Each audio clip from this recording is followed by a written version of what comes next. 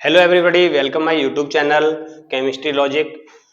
जैसा कि आपको कल की वीडियो में एसिड्स के बारे में बताया था, आज हम बात करेंगे। कल बताया था आपको कि कुछ एसिड्स ऐसे होते हैं किन किन वेजिटेबल्स में, फ्रूट्स में फाउंड होते हैं, उनके बारे में बताते हैं। सबसे पहला एसिड है हमारा एसिटिक एसिड, जिसको हम एथेनोइक एसिड बोलते हैं। ये एसिटिक एसिड जो है वो विनेजार में प्रेजेंट है, फाउंड होता है। विनेजार का मतलब है सिरका, मतलब एसिटिक अम्ल सिरका में पाया जाता है। Acetic acids presence of vinegar. दूसरा है आपका malic acid. Malic acid apples में पाया जाता है, मतलब मैलिक एसिड जो फाउंड होता है, मैलिक एसिड किसमें मिलेगा? तो सेब में मिलता है, एप्पल में मिलता है। तीसरा है हमारा ऑक्सैलिक एसिड। ऑक्सैलिक एसिड जो है वो टमाटो में फाउंड होता है। ऑक्सैलिक अम्ल किसमें मिलेगा? टमाटर में पाया जाता है। चौथा एसिड है tartaric acid. Tartaric acids present या फाउंड आर टर्मेंडा या इमली। जो टार्टरिक एसिड है वो इमली में पाया जाता है, या फिर इमली को ही क्या बोलते हैं, टर्मेंडा बोलते हैं, उसमें पाया जाता है। अगले एसिड्स की बात करें, इसमें अगला आता है मेथेनोइक एसिड, HCOO है, जिसको फॉर्मिक एसिड बोलते हैं। ये एसिड आपका आंट स्टिंग्स में पाया जाता है। जो चींटी के डंक होते हैं और मधुमक्खियों के डंक होते हैं, इनमें हनी बी के जो स्टिंग रहेंगे उनमें ये पाया जाता है। अगला है lactic acid. Lactic acid found होता है मिल्क में और कार्ड में। दूध और दही में लैक्टिक अम्ल पाया जाता है। आगे हम बात करें सिट्रिक एसिड। सिट्रिक एसिड जो है वो लेमन में पाया जाता है। लेमन का मतलब नींबू में सिट्रिक एसिड पाया जाता है। इसी तरह से हम आपको अब आगे हम क्वेश्चंस की बात करें और आगे हम टॉपिक्स की बात करें, तो आज का जो टॉपिक रहेगा अम्ल के गुण, मतलब प्रॉपर्टीज ऑफ एसिड। अब तक हमने पढ़ा था कि एसिड्स क्या हैं, एसिड्स के टेस्ट के बारे में पढ़ा, एसिड के टाइप्स के बारे में पढ़ा कि अम्ल कितने प्रकार के होते हैं। अब जो आज पढ़ेंगे हम वो अम्ल के गुण पढ़ेंगे, मतलब प्रॉपर्टीज ऑफ एसिड पढ़ेंगे। इसमें पहली प्रॉपर्टीज रहेगी बेटे, इसमें सभी अभिक्रियाएं रहेंगी। पहली प्रॉपर्टीज है reaction, reaction with metal, metals, मतलब अम्लों की धातुओं से क्रिया, अम्लों की धातुओं से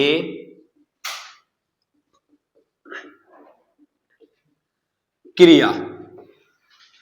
जब कोई अम्ल किसी धातु से क्रिया करता है तो क्या होता है उसको आप देखिए। Metals, metal react with acid.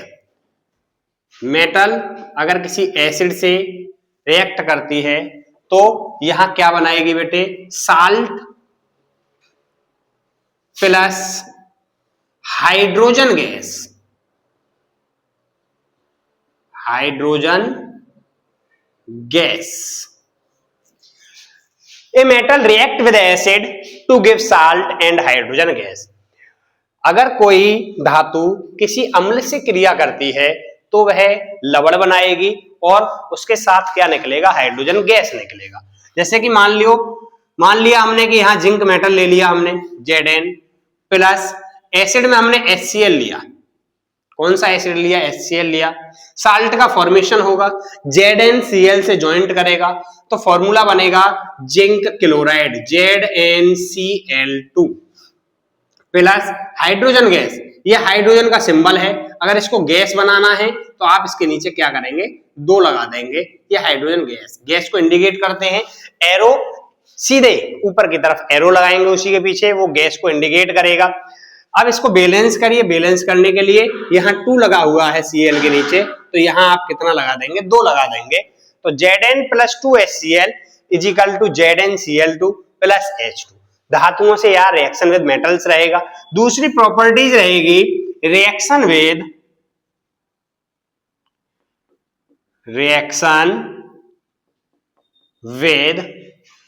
Metallic oxide. अम्लों की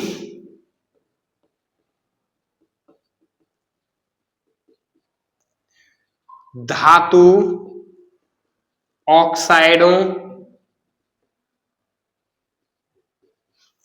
से क्रिया। ए metal react with A acid react with metallic oxide. अगर कोई एसिड किसी मेटेलिक ऑक्साइड से रिएक्ट करता है to give salt and water, वो ऑलवेज आपको क्या देगा, साल्ट देगा और वाटर देगा। अगर कोई धातु ऑक्साइड, मेटल ऑक्साइड, यदि कोई धातु ऑक्साइड किसी एसिड से रिएक्ट करता है, मतलब किसी अम्ल से अभिक्रिया करता है, तो वह क्या देगा, साल्ट देगा। साल्ट का मतलब है लवण देगा। क्या देगा, लवण देगा। और उसके साथ में आपको क्या देगा, वाटर मतलब जल देगा। ऑलवेज कभी भी मेटल ऑक्साइड हमने मान लो कि PbO ले लिया, कौन सा, या फिर और कोई भी ले सकते हो आप। मेटल ऑक्साइड में मान लो जिंक का कोई ऑक्साइड ले लिया, ZnO ले लिया। इसकी रिएक्शन हमें करानी है एसिड। यहां हमने एसिड यूज किया H2SO4। यहां एसिड कौन सा यूज किया हमने, H2SO4। जब हम ZnO की रिएक्शन H2SO4 के साथ कराते हैं तो Zn के साथ में SO4 आ जाएगा, तो ये बन जाएगा ZnSO4 प्लस H2 के साथ में O आ जाएगा, तो ये बन जाएगा H2O। ये रिएक्शन बैलेंस है। Zn को SO4 के साथ ज्वाइंट करेंगे तो ये ZnO बन जाएगा, H2 को O के साथ ज्वाइंट करेंगे तो H2O बन जाएगा। ये बैलेंस रिएक्शन है, इसको कहेंगे ZnO plus H2SO4 is equal to ZnSO4 plus H2O। यह अभिक्रिया संतुलित है। यदि कोई धातु ऑक्साइड किसी अम्ल से क्रिया करता है तो वह लवण बनाएगा और जल बनाएगा। इसी में तीसरी रिएक्शंस की, इसकी तीसरी प्रॉपर्टीज की बात करें कि तीसरी प्रॉपर्टीज क्या है। अब जो तीसरी प्रॉपर्टीज आएगी इसकी, वो रहेगी reaction with metal carbonate. Reaction with ये तीसरी प्रॉपर्टीज है, रिएक्शन विद मेटल कार्बोनेट मतलब अम्लों की धातु carbonate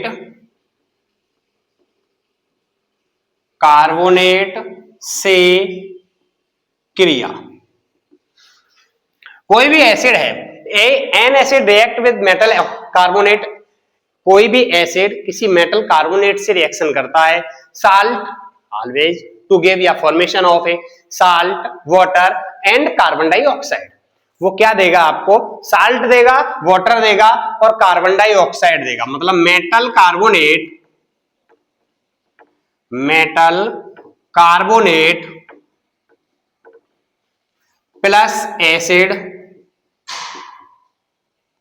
to give salt plus water plus carbon dioxide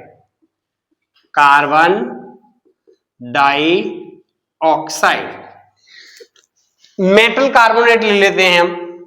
मान लो कि हमने CaCO3, ये मेटल है Ca, और CO3 क्या है, कार्बोनेट है। आपको पहले फॉर्मूला में बताया है मैंने कि जो CO3 होता है वो कार्बोनेट होता है, प्लस एसिड का फॉर्मूला हमने HCl ले लिया, मान लो इसकी जगह एसिड कौन सा यूज किया हमने, HCl यूज किया, इजिकल टू साल्ट कैसे बनेगा, ये जो मेटल है ये इस वाले लास्ट वाले मॉलिक्यूल से ऐड होगी, इस वाले से, तो ये बन जाएगा बेटे CaCl। अब CaCl तो फॉर्मूला होता नहीं है, Ca की जो वैलेंसी होती है वो 2 होती है, तो जब क्रॉस में मल्टीप्लीकेशन करते हैं तो ये 2 इसके नीचे आ जाएगा, फॉर्मूला बन जाएगा CaCl2। अब इस 2 को बैलेंस तो बाद में कर लेंगे, कोई दिक्कत नहीं है। यहां है वाटर का फॉर्मूला आप सबको पता है, वाटर या जल का फॉर्मूला होता है H2O plus carbon dioxide, carbon dioxide एक गैस है, उसका आपको फॉर्मूला पता है, उसको लिखते हैं हम CO2 और गैस का सिंबल होता है पीछे ही उसके तरफ एरो लगाते हैं सीधा। इसका मतलब इसको बैलेंस करें तो यहाँ जो Cl है इसके मॉलिक्यूल 2 हैं, तो आप इसके आगे Cl के मॉलिक्यूलों के आगे पूरा फॉर्मूला जो HCl है उसके आगे 2 लगाएंगे। अब ये रिएक्शन बैलेंस है। CaCO3 कैल्शियम कार्बोनेट, इसको लाइमस्टोन भी बोला जाता है, एसिड के साथ में रिएक्ट कराया 2HCl is equal to CaCl2 calcium chloride plus water H2O plus carbon dioxide मतलब CO2। ये रहेंगे एसिड्स की प्रॉपर्टीज, ये एसिड्स की प्रॉपर्टीज हैं। इसके अलावा अगर किसी को कोई चीज समझ में ना आई हो, किसी को कोई प्रॉब्लम हो तो वो कमेंट बॉक्स में लिख के हमें बता सकता है। अगर वीडियो अच्छी लगी हो तो लाइक करिए, सब्सक्राइब करिए, शेयर करिए चैनल को। Thank you, have a nice day.